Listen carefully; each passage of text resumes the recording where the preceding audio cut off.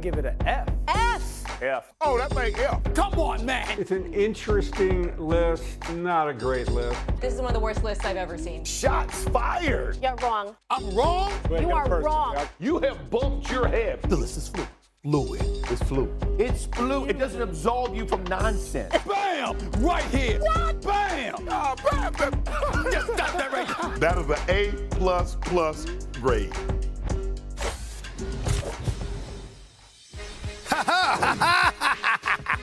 I'm sitting down. I don't feel like getting up this morning. I'm in the LA studio, but it don't matter. I got an A-list. You listening, Wendy? You listening, Jay? This is the top 5 clutch shooters remaining, as in left, in these 2025 NBA playoffs. The top 5 dudes. You want the ball in their hands when clutch time arrives. This is what it's about. That's what this subject is, all right? Keep in mind, the list is fluid. The list is fluid. Let's go to number 5 on the list, please. Give it to me right now, please. Bam! Kawhi Leonard. Have you seen this brother been playing? Have you seen how this brother been playing? I mean, he's good for 20 to 25 a night. The brother is automatic from mid-range. He can hit the 3. He's strong enough to get to the hole. He's been having steals, going in for dunks. I'm telling you right now, the man looking like he's looked 5-6 years ago. That Kawhi Leonard cannot be left off this list. He just ain't top 4. I'm going to tell you why. Give it to me right now. Bam! There he is, Jason Tatum. We're not going to leave him off the list now, Jay. He could have been higher, I get that. But when do clutch moments really arrive for Boston, who's been beating everybody down for most of the season anyway? It doesn't happen like that. On the rare moments that it happens, he shows up. But we haven't seen enough of that because they haven't had to, because they're so awesome. They've been beating everybody down. That's why they're the prohibited favorites to repeat as champions, okay? But he's top 4. Couldn't leave him out. Here's top 3. Check this one out. Bam! Right there. Jamal Murray. Why are we going to act like we don't remember what he did to Anthony Davis and the Lakers last year? Why are we going to act like we haven't seen Jamal Murray showing up in the bubble? Why we keep forgetting that when this brother gets it going, it's usually in clutch time. It's usually come playoff time. It's usually when the lights are shining brightest and you need the brother to step up somehow, some way. He's the cat that does it on an elite level compared to almost all of the NBA. Jamal Murray is that dude. Man, love and respect to him. He just ain't top 2, though. Give it to me. Bam! Here we go. Right there. Oh, It's easy. The greatest shooter God has ever created. what? This man, Steph Curry, he's just too great of a shooter, too great for the free throw line, too great for multiple places. I mean, the ball in his hands is the epitome of Friday the 13th, Freddy Krueger and everybody else in between. Fright night, damn it. He's Steph Curry. The ball in his hands past half court. You got to guard him. I have to put him, anything that involves shooting, he's going to always be on my list. He just ain't number 1 right now, though. Here it is. Give it to us. Give it to us. We see what it is. We see what it's all about. Orange and blue skies, baby. Orange and blue skies. I mean, this man, Jalen Brunson, Mr. Clutch all year. The reigning clutch player of the year. Putting on a show, dropping 40 in a closeout game in the Motor City, shoving Sword Thompson aside like he's Byron Russell, pulling up for the 3, even gave a little pause. That Jalen Brunson. I'm telling you right now. His nose is out here. It's a damn lie. Pinocchio Stephen A. Smith. Come on, Stephen. Pinocchio Stephen A. Smith. I do have a big nose. I'm just wondering I do have a big nose. when Jalen Brunson passed Steph Curry, I thought you said he's like the greatest shooter on God's green earth. This is the best shooter God's ever placed on the earth. He's the greatest shooter God ever created. He's the greatest shooter God ever created. So what's happening? That's true. But the clutch moments, Jalen Brunson won it this year for a reason. I'm sorry. I'm sorry. Wait. Is this recency bias? Isn't this the subject clutch? Isn't this subject clutch? Hey. How many championships has Jalen Brunson won? 0. Okay. And how many has Steph Curry got? Who is the clutch player of the year? This year? Okay. Wait. Has is it? Jalen Brunson ever got Finals MVP? He's never been in the finals. All right. I mean, you're making my case for me.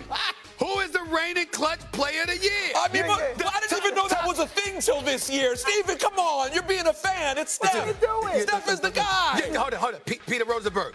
You damn right I'm being a fan. I can't believe you're going against me on this subject. How dare you? The blasphemy. The blasphemy. You shut your mouth. You don't go against me on this subject. You stand with me, Peter.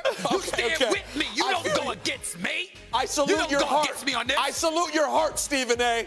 I salute it. That's right.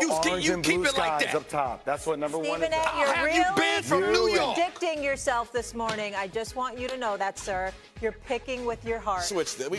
You and Spike Lee and Al Palagonia, all you guys. Hey, Molly, Jay, Molly and Shapiro. Are you ready for this? That's all it is, isn't it? All the time. Are you ready for this? Yes, Are you ready I'm for this? Jay, Molly? Yeah? At least I have a heart. Which is more than I could say for you two. You have no heart. You understand what I'm saying? You're being cruel. You're not appreciating the moment that Jalen Brunson has given. Where's First Take filmed at right now, Molly? Where are you at? You're in New York. Where are you at? Because of Jalen Brunson. Stephen A. Smith. You're not here. You're in L.A. Hey, big head Stephen A. Smith. No one has a bigger heart on this show than me. So get out of here. Go sit down somewhere. You know that's the truth. Oh my Lord, that's a lie. That is a lie. Yo, listen, Stephen, you're feeling it. Studios in Jersey. All right, I gotta go. I'm willing to do it. All right, looking forward, Harden hasn't had much success in Game 7s recently, losing 3 of his last 4. In his last 4 Game 7s, he's shooting just 33% and 15% from 3 while averaging over 4 turnovers per game. All right, Jay, Will, here's what I want to know from you. What's on the line for Harden in Game 7? I mean, everybody in basketball has talked about this season for the Clippers and how they're underrated and how they have a legitimate chance to be there when it matters. Kawhi Leonard is healthy. He's putting up incredible numbers. Norman Powell is playing at a high level. I mean, Zubac, the way he's defending, the way he defended the Joker the other night, not allowing the Joker to dislodge him in the third and fourth quarter, I thought was tremendous defense. The last game I have in my brain, Game 7 for James Harden, was in that game recently versus Boston 2023, 9 points on 3 of 11 field goals in 41 minutes. He was a minus 30. A minus 30. That's hard to do. His impact on the game is obviously his ability to create. When you give him some size and he can get into the line, he's the one that creates shots for Norman Powell. I think this is a massive opportunity for James Harden to continue to lead a team that has a legitimate chance to be there when it's there. All the other pieces matter, but we all know the way this team plays is the way James Harden steps up in Game 7. So I think there's a lot. It's never going to affect I think it's a chance to alter how we talk about him in the postseason. Nobody questions how prolific he is offensively. Nobody questions his ability to knock down shots and how he's innovative. But you do question his performance in the playoffs. It's a chance to start changing that narrative. Go ahead, Wendy. Molly, I could write a book about this playoff series. There's so much stuff going on. You've got, the Nuggets are playing a Game 7 at home. I'd like to remind you, last year they blew a Game 7 at home. I think they could have maybe beaten the Celtics last year. The Celtics were 0-2 against the Nuggets last year. They blew Game 7 at home. You've got an interim coach. You got Russell Westbrook. You know what comes along with him playing against the team that gave up on him. You got Jamal Murray, who's got this incredible history of delivering in the playoffs. That's just on one side. The other side, you've got Kawhi Leonard, coming off of this injury, working so hard to get himself to this position. You've got the Clippers, who